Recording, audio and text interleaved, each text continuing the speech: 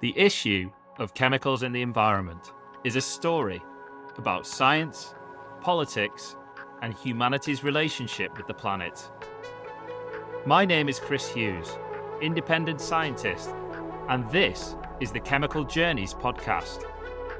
Join me as we uncover the story of chemicals in the environment through conversations with individuals working in this space.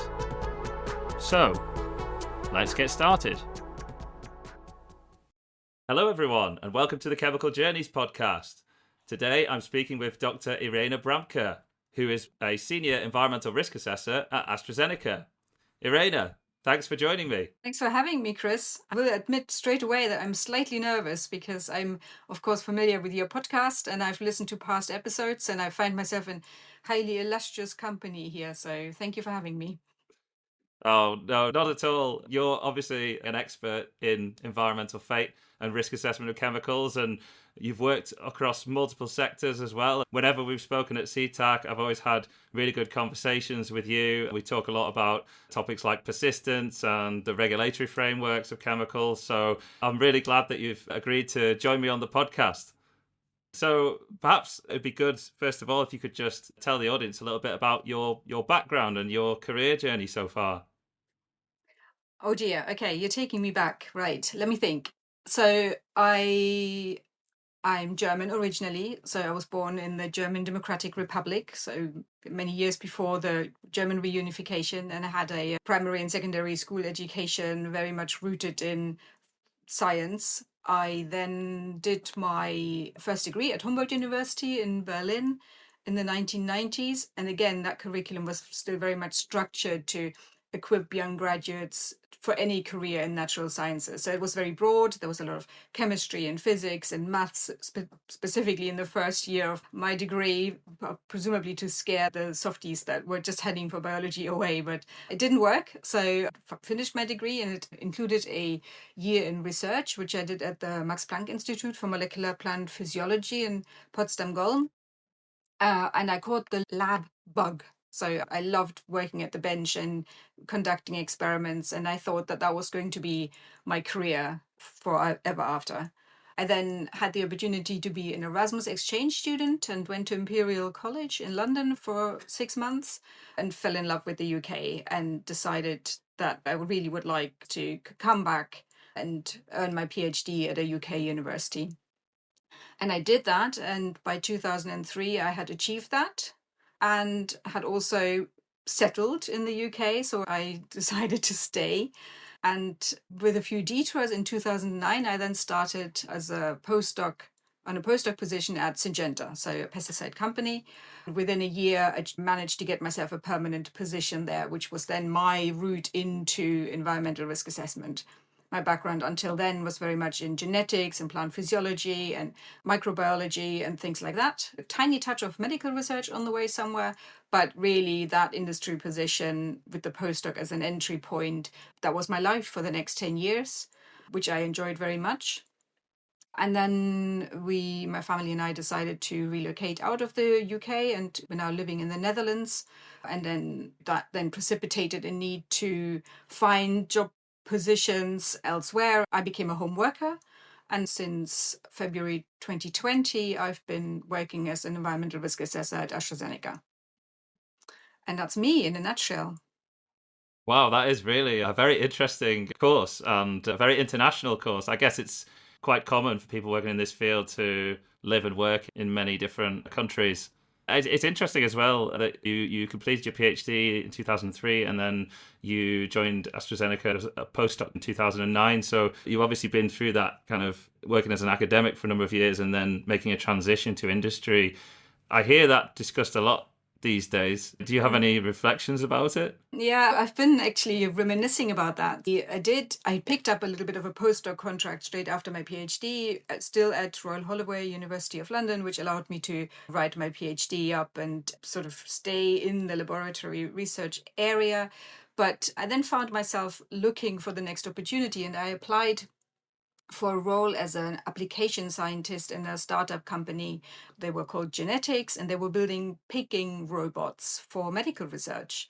I remember this interview ever so well, and I was asked by the interviewer, why do you want to come? Why do you want to leave academia? And, being young and energetic, I said, in academia, all the wrong people get the wrong jobs for the wrong reasons. The interviewer was a bit taken aback, said, that's very strong. But I had by then really reached a point where I felt academia wasn't for me. I wanted to working in an environment where there's a much more common sense of purpose, in teams that are focused and goal orientated, and there's a lot more direct reliance on each other and each other's mutual skills towards a specific goal. And that's exactly what I found when I then did that switch from the academic world into the industry environment. Mm. That's really interesting, and I guess sounds like you've not looked back. No, I have not looked back. And I haven't even looked back when I left the lab, surprisingly.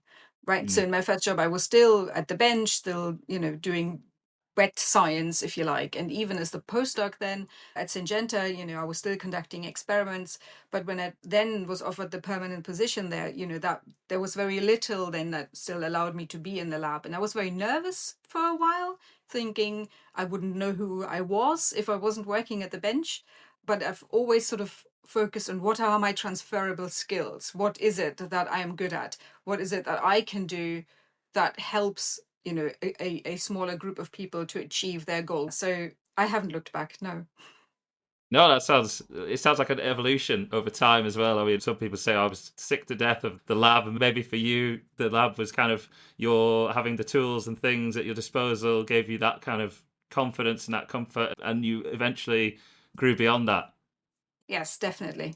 And it's helped me to shape my thinking and to be very analytical and ask lots of why questions and be open to surprises and understand that things are complex. If you come into environmental science from an entirely theoretical point of view, you might make the mistake of thinking certain things are easy or predictable or like in the textbook, and they're just not. That bit of my career has also given me a deep respect for the skill of people conducting the actual experiments, the reproducibility, the diligence, the note keeping, the critical thinking, all of those things that sit behind that should never be underestimated. Yes, no, that's very true. I'd like, if possible, we could then move now into your time with Syngenta. And when we were talking about this podcast and what we would talk about, we did sort of gravitate towards the topic of persistence. And you said it was a hobby of yours as well. So it'd be great if you could tell us a bit about your experience with that while you were at Syngenta and how it all evolved. Yeah, it was an incredible journey and a super opportunity. So the postdoc role that I was offered was to investigate the difference between observed degradation of these substances in a laboratory environment versus a field environment. So this was the time when the PBT criteria had come in and certain pesticides lost their market, if you like, because they just weren't sufficiently environmentally labile, and people started building up really big concerns about environmental persistence. And it was also a time where the regulatory studies, so the OECD 307 studies specifically, people had gathered a lot of experience with how to conduct these studies, had learned a lot about how they need to treat the soils that they put into these test systems and all the things that can affect the success of such an experiment. But we're also conducting field studies, and there was this discrepancy. And it was really the motivation of the company at the time was to bring someone in who brings the molecular skills to start thinking about how can we unravel this. And at that time in the industry there was still a lot of sort of willingness and scope on behalf of companies to engage with the scientific progress on this and sort of contribute to that endeavor of furthering the science in that place. And I was then handed an amazing opportunity. There was a little slush fund of money, and I was told what we would like you to do is run a 2-day workshop, ring up some academics in the field, see if they want to come in, and we can sit down and ask ourselves what is it that we're missing when we're conducting these studies that hampers us in predicting how our compounds then behave in the environment. So yeah, with great relish, I threw myself into that and organized that workshop. As colleagues who were risk assessors in the organization, metabolism chemists who were conducting soil studies, at Gillett's Hill in the laboratories there, and in collaboration with the contract research organizations, and then academics from slightly complementary angles in the soil science research. So who did we have? We had Gary Bending, who's now a professor of environmental microbiology at Warwick University, Thorin Helgeson, who's now at the University of Edinburgh, was at the time in York, Wilfred Otten, who's a soil physicist, actually. So really complementary angle to trying to understand this, but also Liz Shaw, who's a professor at Reading University. And I had all of these academic brains who've built their careers trying to tackle this fascinating topic of microbial diversity in soils and how that interlaces with degradation. In a room, we were asking all the why questions. But why is this happening? But how does this work? And it's opened my eyes to, the amazing environment that we're dealing with when we're conducting persistence assessments, specifically in soil. So, things like the incredible biodiversity in that, 50,000 different species of bacteria, between 10 and 100 meters of fungal hyphae, so a network of mycelium in just a gram of soil. So you pick up a handful of soil and you've got a universe of life in there and metabolic capability.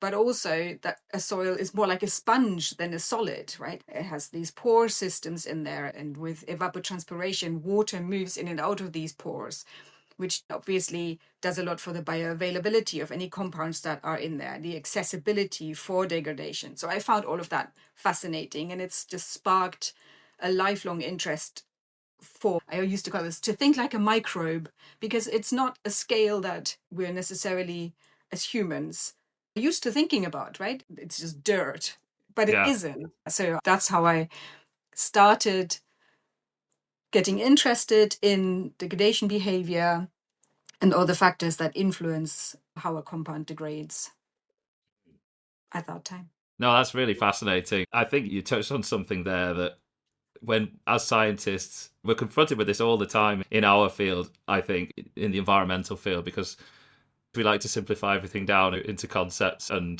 just make straightforward predictions, like you say. But then you're constantly being hit in the face by the incredible complexity of the situation that you're analysing, like you said. And, soil is infinite in how we could look at it and analyse it and try to characterise it. You said quite a few really interesting points there that I'd love to explore with you. I think we could cover a lot of ground here. But you mentioned there about industry having a willingness to contribute to with the scientific enterprise in the ongoing development of its work, and I suppose with evolving regulations as well.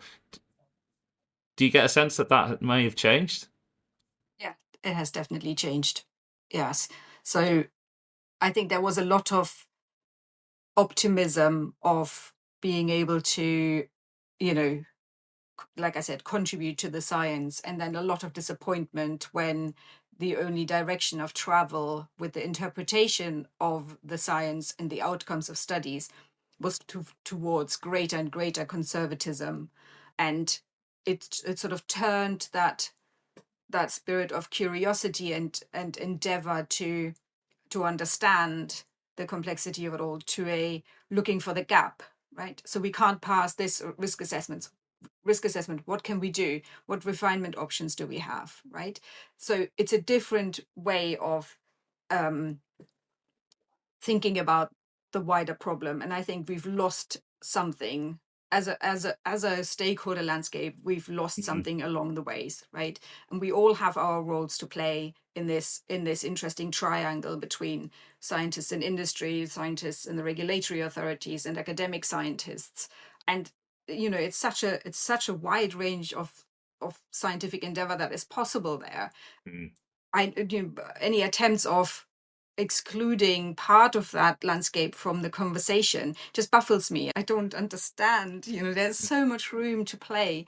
And while we all need to remember what our role is in this stakeholder landscape, as a scientist, we're all scientists, we just wear different Yes. hats. And it's important to remember in the conversations with each other who we are and what we represent in this landscape, but not to engage with all the brilliant scientific minds that we have in all three corners of this. It intrigues me where this is coming from.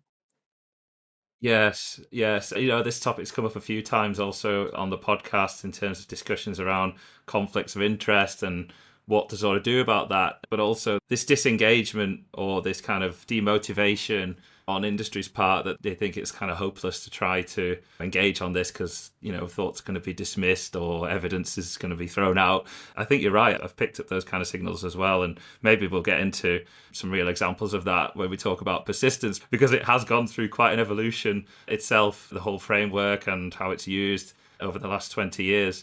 I wanted to ask you if you could go back to looking at the soils and looking at that discrepancy between lab and field. One thing that strikes me is that it's lucky in a way that in the plant protection sector, you do such thorough evaluations of the active ingredients, because then you were able to conduct experiments both in the lab and in the field and actually get sight of, that there was a discrepancy there, which would lead you to take pause with making decisions, say, purely based on lab data. And one thing that comes out to me is that we'd often do those kinds of experiments with other sorts of chemistries.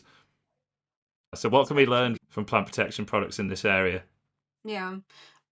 What I think lots of things were learned on the way and looking into that, right? Contributions from parts of that diversity in a natural soil, which are lost in a laboratory study. So if you think about photosynthetic organisms sitting directly on the soil surface, with some chemistries, they really form an important subgroup that contributes to the breakdown of plant protection products. Well, they're not in the regulatory studies. Those studies are conducted in the dark, right?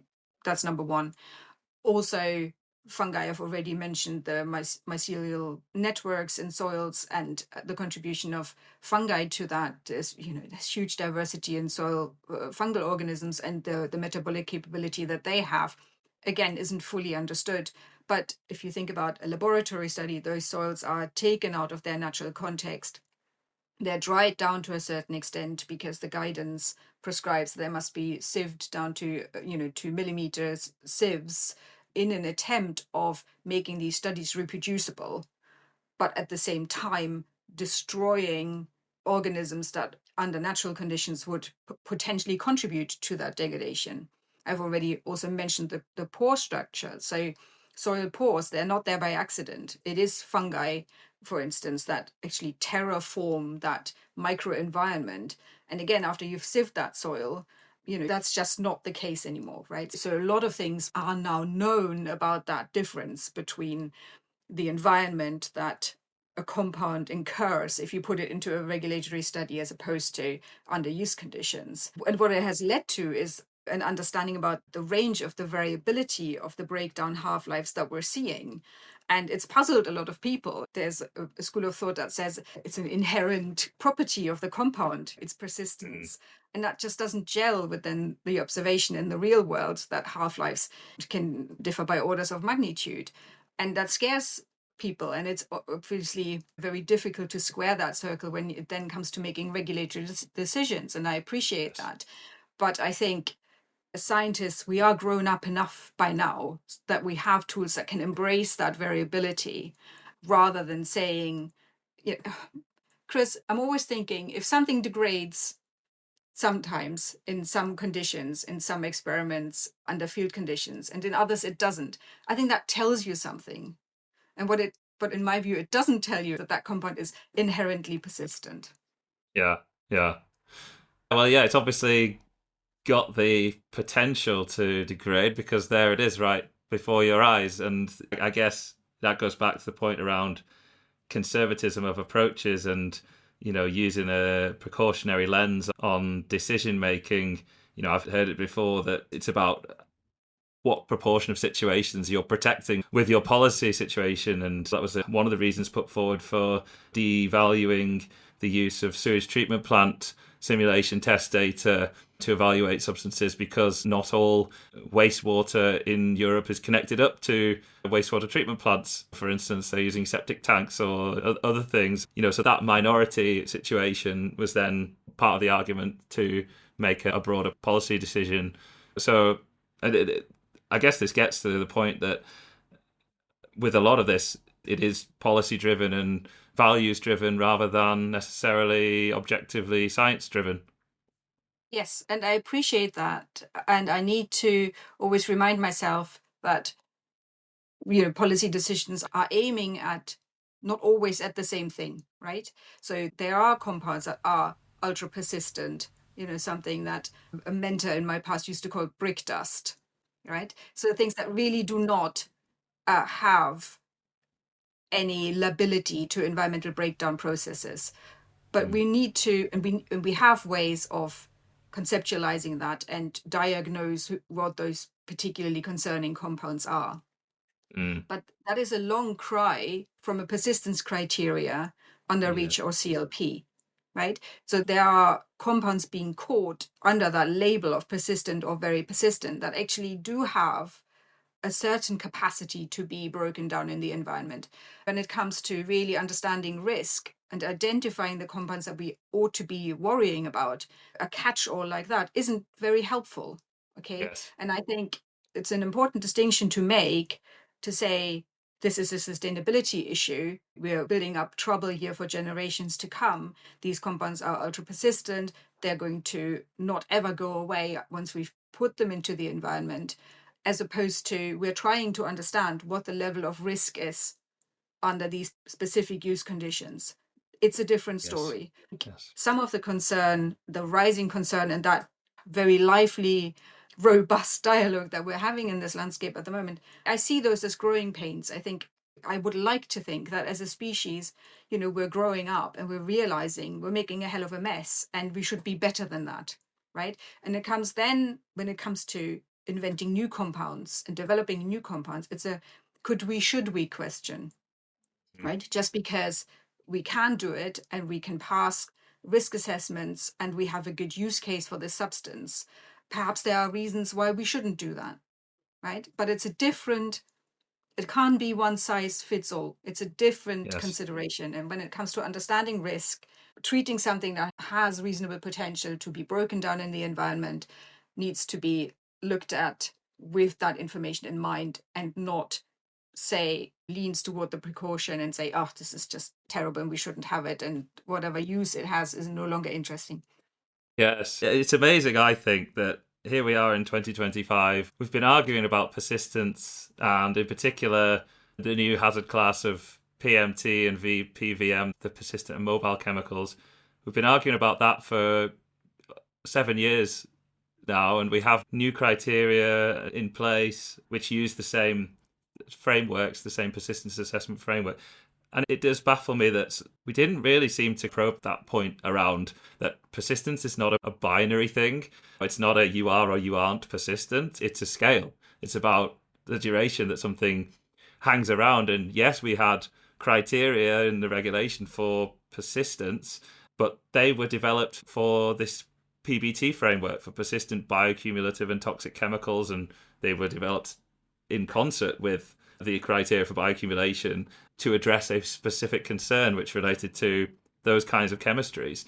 So it seems like the dialogue, all the discourse around those new hazard classes, all the discussion around PFAS and whatnot as well, didn't make the connection that there's a difference between the criteria that we use in regulation for persistence and then this new concern of effectively non-degradable chemicals. And we needed to make that distinction, I think. Unfortunately, we also had very persistent criteria, which, makes it sound pretty damn tough, even though it's only 50% more tough than the persistent chemicals. And the problem is, you speak to different people, you say the word persistence to different people, it means a different thing. Like, to the people experienced with policy, the criteria kind of etched into our minds. But if you speak to people working on contaminated land, it means something completely different. And if you speak to a member of the public or a policymaker, it might be something totally different again. So yeah, it feels like a missed opportunity to me.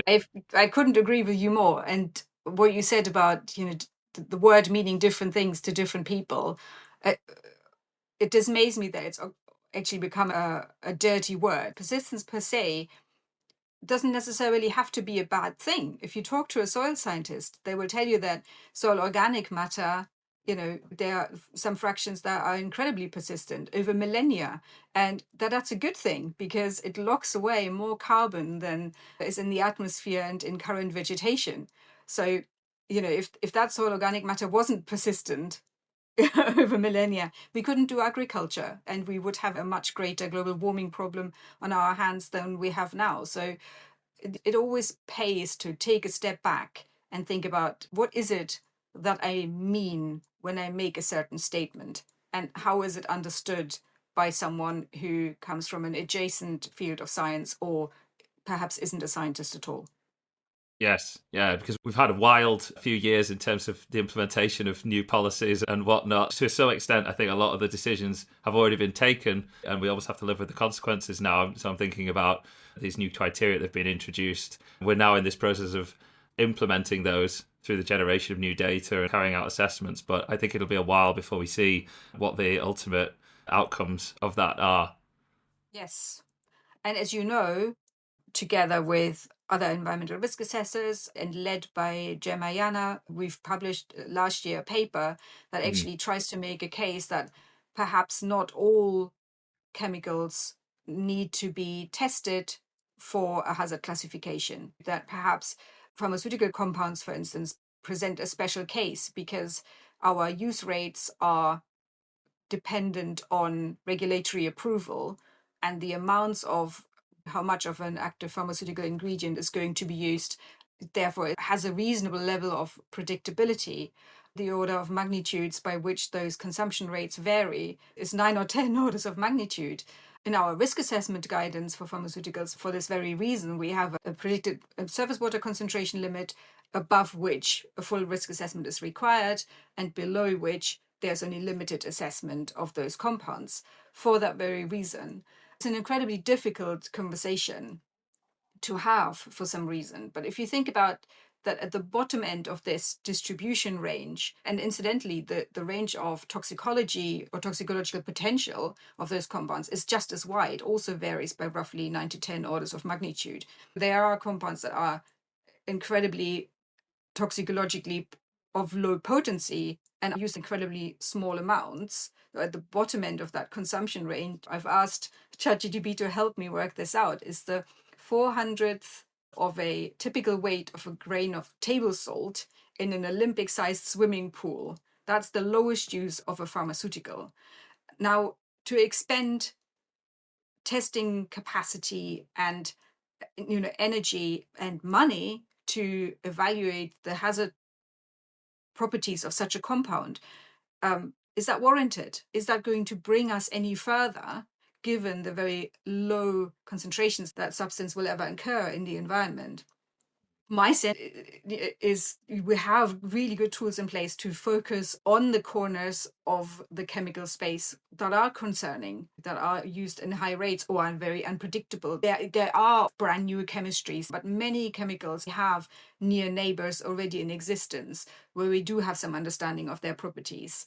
We have ways of prioritizing where we should be focusing our attention. The blanket requirement for everything to have data to assess against these hazard criteria doesn't seem to be, we don't seem to be doing ourselves justice about what we already are capable of doing. Yeah, it does sound like a very good counter argument in my mind to taking that blanket approach, because in the end, we have scarce resources, in an economy or human attention. We have scarce resources, and we're going to need to make decisions about how we apply those resources. And ultimately, in this study that you've laid out, this is about putting resources in the right areas so that we can best use them and come to decisions more efficiently and quicker. Ultimately, I'm assuming that on the other side of this, there's the potential for certain medicines to no longer be available on the basis of these rules, which are bringing benefits to people. Yes, now you're opening an entirely new wide field of consideration, right? How do we balance potential environmental risk against the benefit to the patient? Mm-hmm. Yes, that's a conversation that is only beginning, right? So we're expecting an upgrade to the pharmaceutical legislation, which will, for the first time, include environmental risk into the risk benefit analysis and weigh exactly this assessment, weigh those vectors against each other. It's a conversation that's long due, no doubt, but it's incredibly difficult to make those choices in a responsible way, right? Because it's not good enough to think about these things in isolation. And really, if we're opening our eyes to this and we think about how those, how a given medicine with an environmental risk profile as we understand it is used and to what purpose, then we are entering the science of care pathway analyses, where we are asking ourselves, what is the not just the benefit to the patient, but also what happens if that patient isn't treated with this medicine? Are they going to deteriorate? Are they going to need much more frequent or much more carbon intensive, let's call it, medical intervention through the course of their life? The tools to calculate that, to understand these impacts over the lifetime of a medicine's use, we're scratching the surface on that. And Yeah. it's always the spectra of making regrettable choices in that space. Yes. And I think there's a seemingly unique situation happening now in the pharmaceutical sector and how this is all coming together. But I guess it's a broad principle, isn't it, that the same situation is being applied to plant protection products, biocides, and industrial chemicals, that these new rules that are being applied, these hazard-based rules, are really agnostic to how a chemical is used and in what tonnage. And as a result, there's a detachment from potentially the actual real exposure and risk, but also a detachment from the benefits to society that those chemicals bring. And I think that, we can go on to the reasons why we're not really seeing the end destination very clearly today. We're making a lot of decisions today, and we don't really know where it's going to lead us in the end. We have well-meaning effort catalyzed by environmental challenges and also the broader sustainability movement, which I think has triggered a lot of questions around some things which were our kind of precepts before about how we make and use chemicals. Yeah, there's a lot of important decisions being made today that could be quite impactful. I was struck, I think there's some estimates in that paper about how many substances could be identified as especially PMT or VPVM in the pharmaceutical sector. It was quite a high number. I dug out a reference by, I think the German Environment Agency did a study, and they were saying that it was more than 50% of the APIs, the active pharmaceutical ingredients that they looked at, were showing to be persistent or very persistent. I'm guessing a lot of those are likely to be mobile as well. Yes, exactly. And then how do you weigh that information up against everything else? And what at the moment isn't envisaged to then, ask that very question: what is the inherent toxicological potential of these compounds and what are the likely use rates? Is this something, like a paracetamol that, a very large proportion of humanity are going to consume? Or is this potentially directed at a rare disease? Ignoring that information, which is available at the point of marketing approval, and simply focusing on a hazard criterion seems to me to be not scientific, and it's actually not aligned either with the overall mission statement of ECHA, for instance, which is which says that their purpose is to identify potentially harmful chemicals, provide scientific opinions on how to manage their risks first and foremost, and then potentially to restrict the use of those chemicals, right? So something that doesn't hang together. Yes. Yes. Yeah, I guess they've got a tough job at ECHA. Yes. They're handed this regulation, they have to implement it, and they have constraints from a legal perspective, and they almost get their marching orders, before. I mean, they do provide technical input to emerging policy as well, but once the policies are there, they have to implement them. And that's the same thing with industrial chemicals. The new hazard criteria persistent mobile toxic and very persistent very mobile, or PMT, VPVM for short.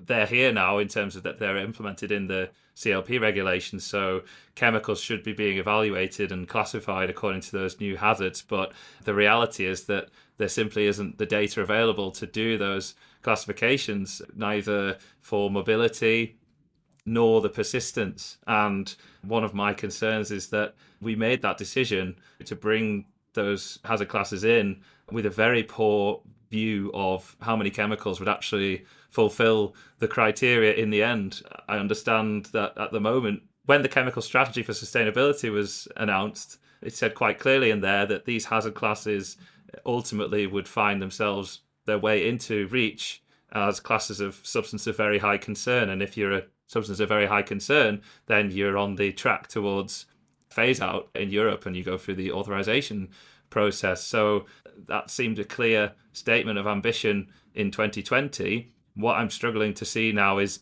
that still the plan? Will PMT and EPVM become new hazard classes under Article 57 of REACH? Because if they do, then that is major consequences. And when I look back at the impact assessments, the estimates were that between 1 and 3% of registered chemicals would fulfill these criteria in the end. And I just can't, I really struggle to see how those estimates are credible, given that we have very little simulation test data available. We don't have effective computational tools to predict these endpoints. The guidance that we use to evaluate persistence continues to evolve and become more stringent. And then, most importantly, there's this whole issue of the transformation products of chemicals. So when they are degrading in the environment, they're transformed into different things. And if one of those transformation products meets the persistence criteria, then everything kind of rolls back up to the parent compound. And again, we had seemingly very little sight of how big an issue transformation products would be for these new hazard classes, given that when something is degrading, it's generally becoming more polar, which means it's going to become more mobile. So the likelihood that you're going to have a transformation product that is VPVM, so it doesn't even have to be toxic, seems very high to me. So yeah, that's another thing that's kind of troubling me at the moment. Yes, I would agree with absolutely everything you said. My sense is also that it's going to lead to some form of environmental hazard classification for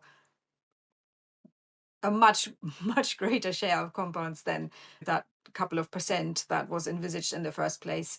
I don't want to make guesses exactly how many that is going to be, but I am very confident that it's not going to be helpful.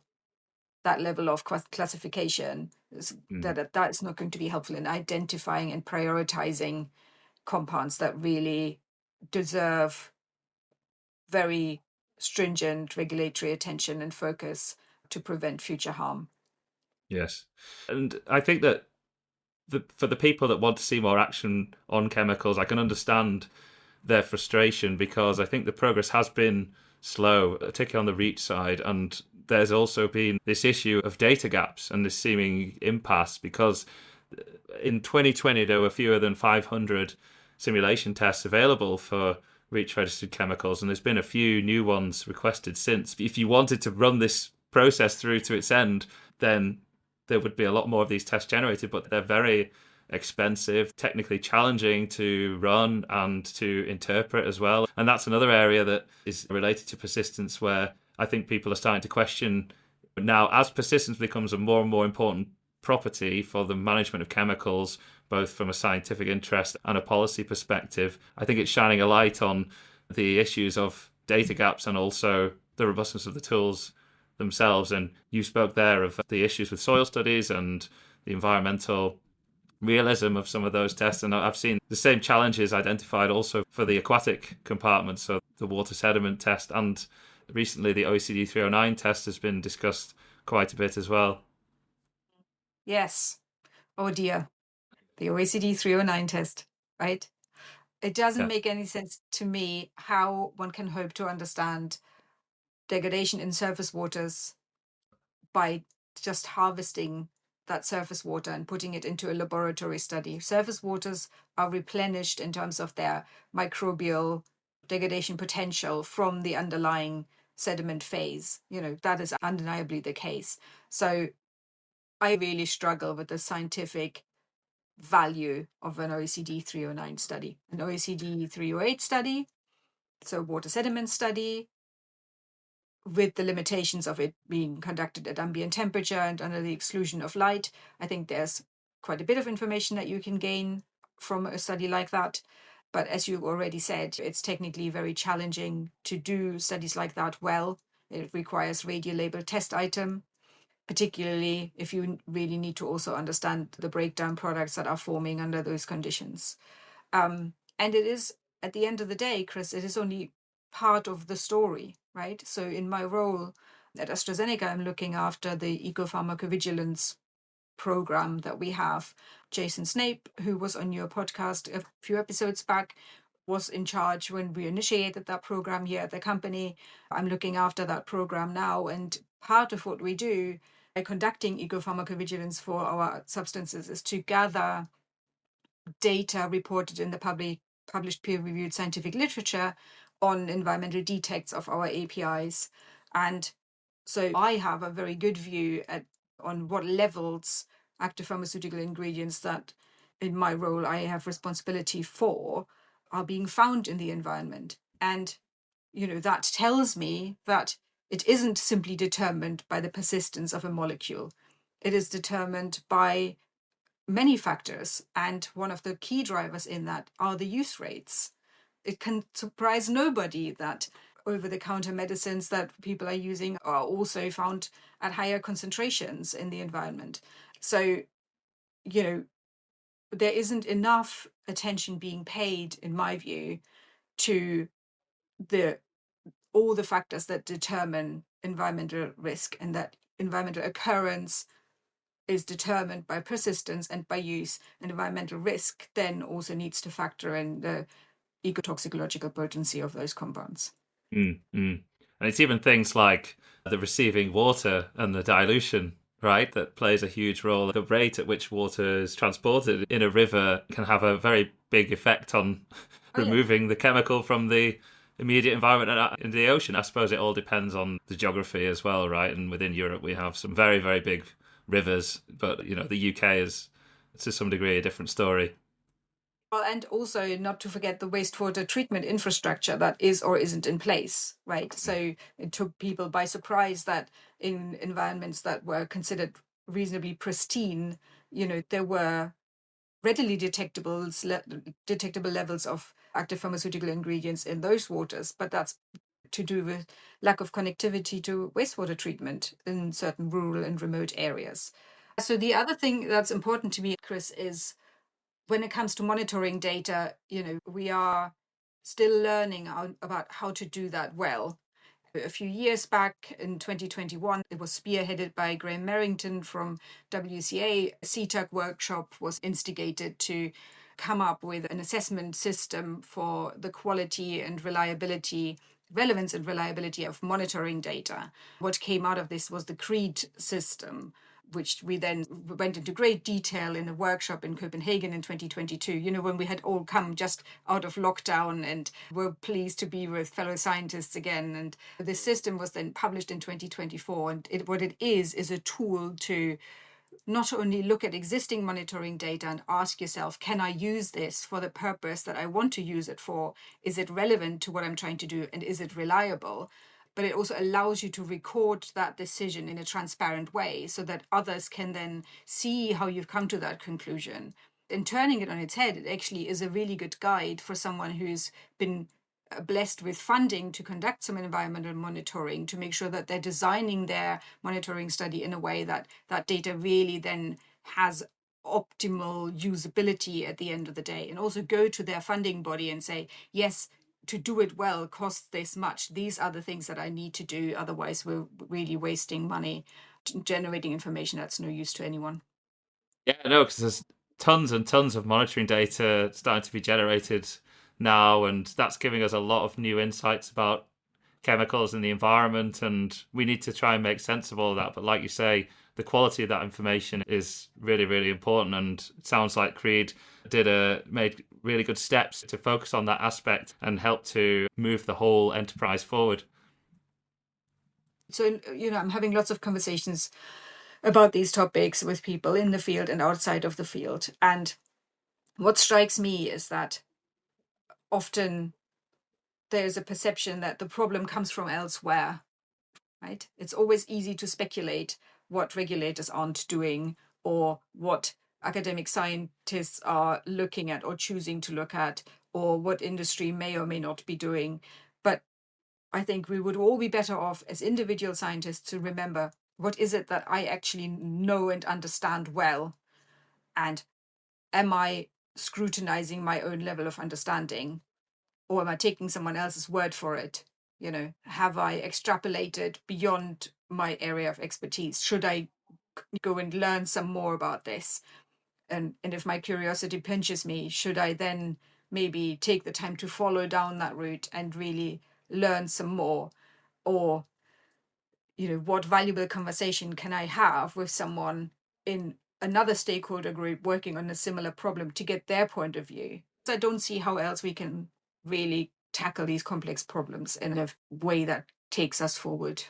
Mm. Yeah, I think when you describe the evidence that there are other things that are as or more important to ultimately the concentrations of these chemicals that are being found in the environment, and thus the exposures and the likely risks of those compounds, that surely should give people pause to become so fixated on one specific property at the expense of other things. I mean, it's fine, I think, to increase the effort to try to understand environmental persistence, because I think it's been a property that has been overlooked for a long time. But are we at risk of actually having a regrettable outcome, as you say, an unintended consequence of the way that policy is evolving, especially within Europe? Yes, I very much share that concern. When I do get gloomy about the state of the world, I always try and dial it back to what is within my, zone of influence, and what is it that I can learn more about and communicate better about, to do my little bit to contribute to this Yes. conversation. Yes, I mean, well, you certainly do like to have a conversation with people when we're at these events, which I think that is part of the grassroots activity, that the bottom up activity that is so important, but perhaps also gets neglected, is talking to people and having those opportunities to meet face to face and to have discussions and perhaps challenge each other's ideas.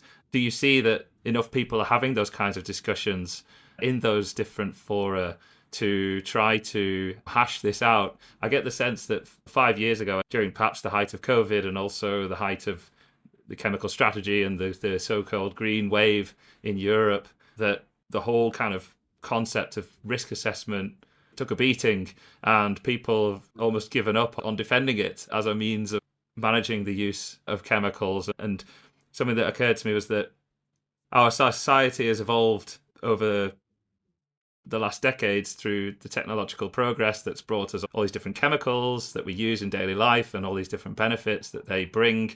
And underpinning that has been this risk assessment paradigm that has been used. But more and more now we move towards this sort of hazard driven approach. And that's ultimately that's likely to lead us to, having access to fewer chemicals in the end. And do people fully understand that? I wonder whether a lot of the underpinning assumptions of the development that we've had, they're not self-evident, and that they need to be reiterated, or people need to be brought up to speed. And one example is that I don't think it's a very well known fact that we use and emit these chemicals to the environment, and that people will get exposed to chemicals in their daily lives, within the public's awareness, let's say. And that, I think, is another source of some of the alarm and potentially less than great policies emerging off the back of that. Yes, and one of the things that I'm observing, so there are definitely still pockets of opportunity to have tripartite conversations, right? So CETA conferences are, where you and I have spent time talking to each other, are one of those places. that still make room for those conversations.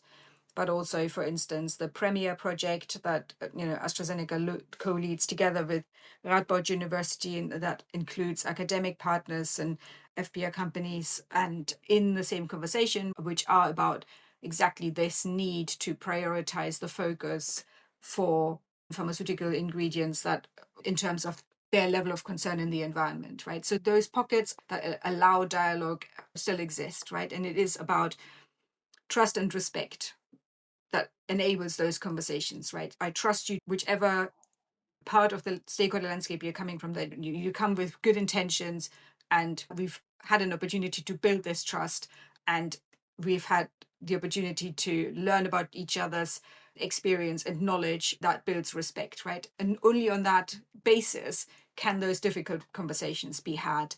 I'm very much concerned that we lose opportunities more and more, but we have to stay optimistic that we can continue to grow and evolve. Yeah, no, I hope so. And I hope we can end this podcast on a positive note as well, because it's not all doom and gloom. But then, there are also some things that are quite concerning. And I think the thing for me is that the end destination is so unclear and potentially severe in terms of the decisions that we make today with our rational thinking when we're coming up with a decision about how to deal with one particular situation. Then that forms a precedent that then gets applied to lots of other things. I wondered if we could swerve away from this topic momentarily to how can we get better at assessing persistence. And I think you'd mentioned to me previously that part of this is about improving our means to predict persistence, and we can use that in different contexts, from designing new chemicals through to regulation. But there's certainly an opportunity there to improve our methods, both experimentally and computationally, to try to better forecast persistence. So I've traveled with this question for quite a while, right? So when I joined Syngenta, this was the beginning of the realization in that industry that ultra persistent substances were not going to, developed at that time, were probably not going to deliver a return on investment. So from a business point of view, there was rising clarity that that was not a wise choice for R&D to develop compounds like this.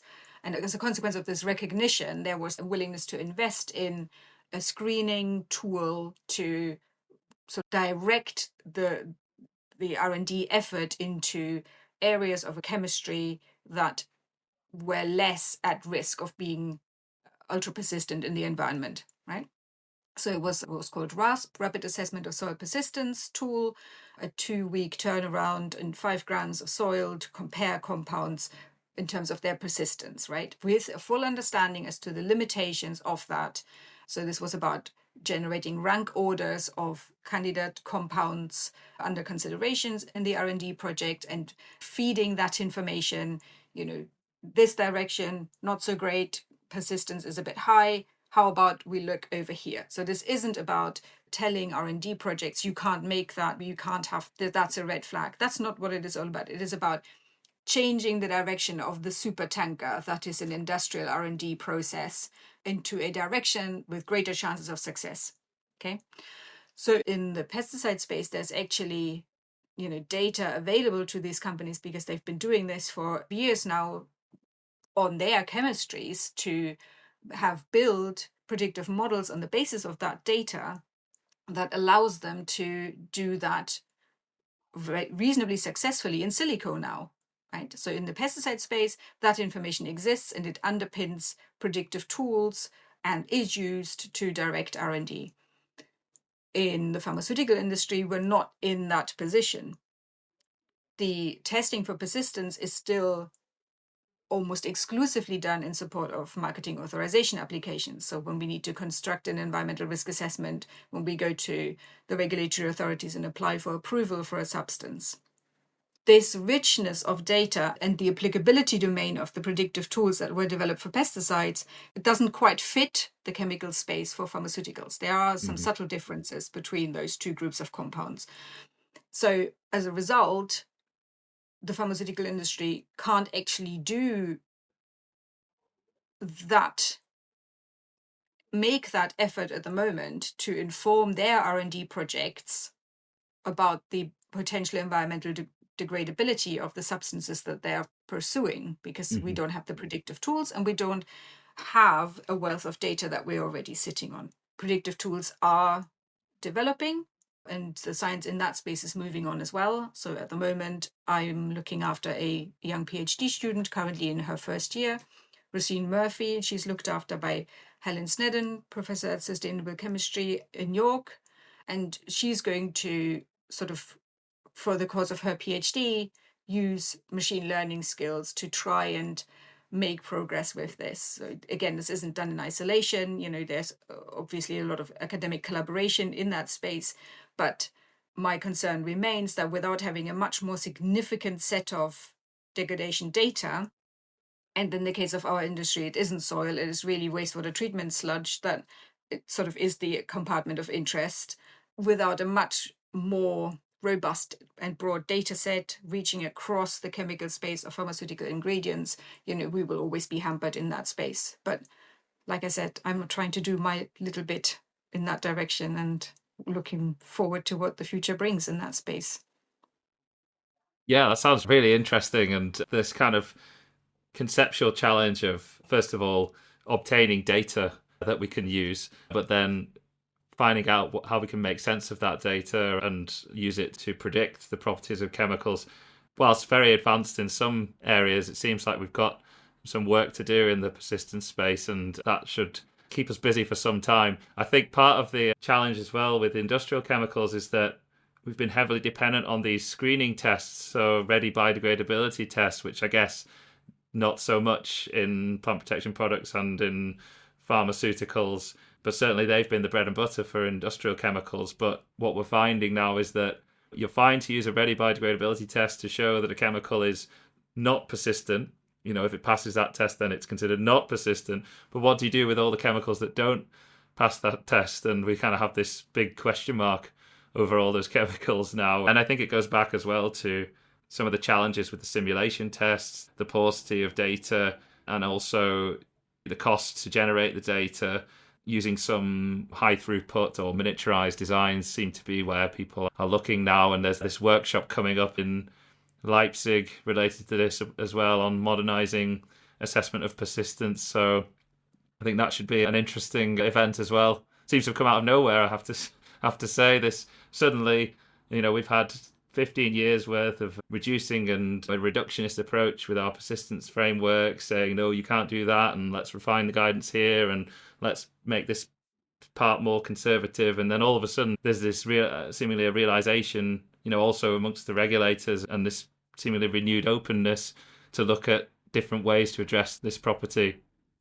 Yes, it's super exciting, right? I saw that too. I have great hopes that that is a light at the end of an ever narrowing tunnel that we've seem to have looked down over the past years, that maybe there is an opportunity to re-engage and think more scientifically about this. Yes. Well, fingers crossed. And yeah, really look forward to seeing the work of Rashan, your PhD student, in the years ahead. I think that's a really important piece of the overall puzzle. Irene, we've really kind of been around the houses in our discussion here, but it's been really, really nice. And it's great to speak with a fellow biodegradation and persistence sort of enthusiast, because there aren't so many of us. But seemingly, as we've said, this property is becoming more and more impactful, and it has infinite challenges and questions and complexity sort of underpinning it. So thank you very much. I normally have two questions at the end of the podcast. So if there's time, I'll ask you, first of all, what's a big goal that you're working towards in the months ahead? Mm-hmm. So I've already mentioned the Premier project, which is, funded by the Innovative Health Initiative, which has been very active and very successful over the past years. It's coming to a conclusion next year. So we're going to have the final General Assembly meeting next summer. So it's all hands on deck. And as always in big projects, this is where all the strands come together. And yeah, so I'm very much looking forward to seeing those final deliverables on that project coming out. Can I ask quick, Yeah. is there a specific part that you've worked on?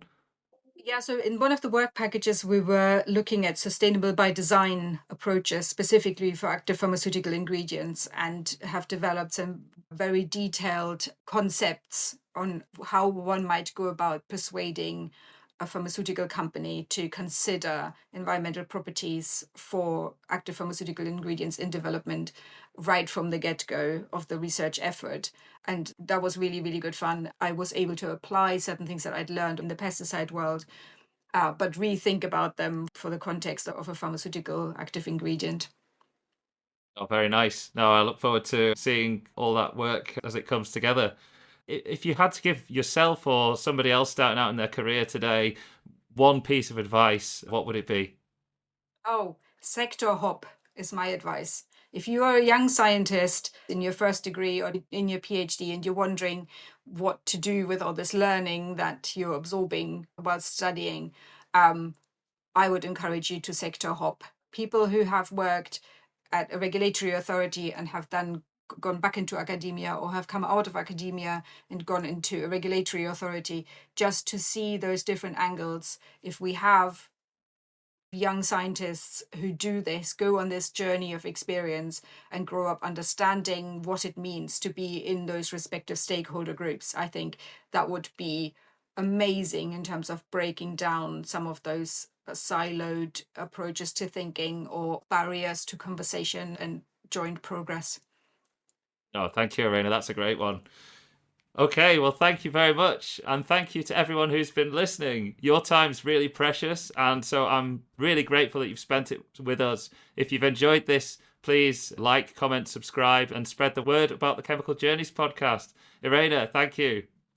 Thank you, Chris. It was such a joy being here. Thank you.